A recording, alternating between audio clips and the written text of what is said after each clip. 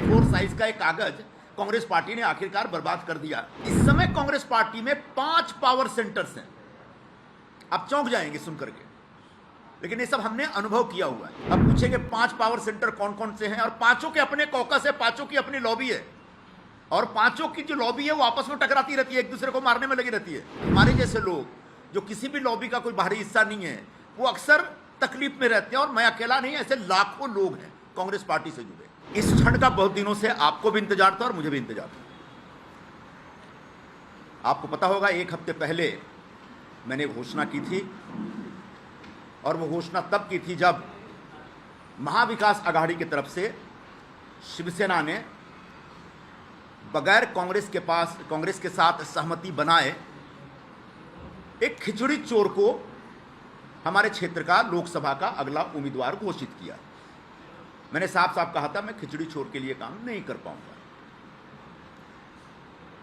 क्योंकि भ्रष्टाचार एक बड़ा मुद्दा है। भ्रष्टाचार के मुद्दे पे कांग्रेस पार्टी हमेशा हाई मोरल ग्राउंड लेती है।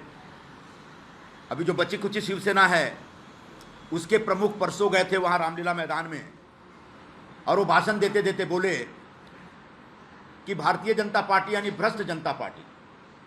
तो भ्रष्टाचार अगर आपका इतना बड़ा मुद्दा है, तो जिस व्यक्ति के खिलाफ ईडी का केस लगा है, जिस व्यक्ति के ऊपर खिचड़ी चोरी का आरोप है, जिस व्यक्ति ने सप्लायर से 1,60,00,000 की दलाली ली है बाई चेक, वो उसको आप किस मुंह से उम्मीदवार बनाते हैं?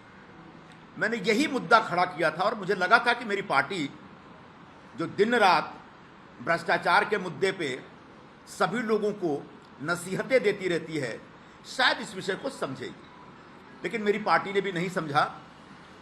और इसलिए मैंने कल घोषणा की थी, जब मुझे पता चला कि ये कोई एक्शन लेने का मूड में है, तो मैंने कहा काहे के लिए अपनी स्टेशनरी वेस्ट कर रहे हो, मैं कल सब अनाउंसमेंट कर दूंगा। मैंने रात को 10:40 पर खड़गे जी को अपना इस्तीफा भेज भी दिया था, और मुझे लगता है कि उसके तत्काल बाद शायद उस इस्तीफे में कुछ ऐसे शब्द थे, ऐसा मेरा एक्सप्रेशन था, उनको लगा कि कुछ ज़्यादा हो जाएगा अगर हम चुप रहेंगे, तब उन्होंने इस प्रकार का एक फैसला किया। मतलब A4 साइज का एक कागज कांग्रेस पार्टी ने आखिरकार बर्बाद कर दिया, ऐसा मेरा मानना है। अब रह गई बात, कांग्रेस पार्टी ये सब क्यों कर रही है? कांग्रेस पार्टी इस समय एकदम से संरचनात्मक ढंग से देखा जाए तो बिखरी हुई पार्टी है। वैचारिक तौर पर तो दिशाहीन है, ऐसा कई लोगों ने कई बार कहा, कांग्रेस पार्टी के लोगों ने ही कहा, लेकिन संरचनात्मक तौर पर एक पूरी तरह से बिखरी हुई पार्टी है। पहले कांग्रेस में एक पावर सेंटर हुआ करता था, और उसका एक कॉकस होता था, उसके एक कोटरी होते थे, दरबारी होते थे, और उसके खिलाफ बाकी लोग लड़ते रहते थे या संघर्ष करते रहते थे। इस समय कांग्रेस पार्टी में 5 पावर सेंटर्स हैं। आप चौंक जाएंगे सुन करके, लेकिन ये सब हमने अनुभव किया हुआ है। अब पूछेंगे 5 पावर सेंटर कौन कौन से हैं, और पांचों के अपने कॉकस है, पांचों की अपनी लॉबी है, और पांचों की जो लॉबी है वो आपस में टकराती रहती है, एक दूसरे को मारने में लगी रहती है। और उसमें बहुत सारे लोग, हमारे जैसे लोग जो किसी भी लॉबी का कोई बाहरी हिस्सा नहीं है, वो अक्सर तकलीफ में रहते हैं, और मैं अकेला नहीं, ऐसे लाखों लोग हैं कांग्रेस पार्टी से जुड़े। तो जो 5 पावर सेंटर है, उसमें सबसे पहले तो परम आदरणीय सोनिया गांधी जी का एक पावर सेंटर है, उनके आसपास के लोग हैं। दूसरे आदरणीय राहुल गांधी जी का भी एक अपना पावर सेंटर है, उनके आसपास भी एक कोटरी है जो अपनी दुकान चलाता रहता है। फिर बहन जी की भी एक अपनी कोटरी है, वो अपने ढंग से एक्सर्ट करती रहती हैं, अपना पावर एक्सर्ट करती रहती हैं। अध्यक्ष महोदय हैं, उनका भी एक पावर सेंटर बन गया है। उनके आसपास जो लोग हैं, वहां तो ऐसे ऐसे लोग हैं जिनके पास कोई राजनीतिक अनुभव नहीं, कोई राजनीतिक आधार नहीं, अचानक उनके साथ जुड़ के वो हाईकमान बन गए, और इस तरह की बातें करते, इस तरह की भाषा का इस्तेमाल करते, जो मैं आपके सामने यहां प्रस्तुत नहीं कर सकता।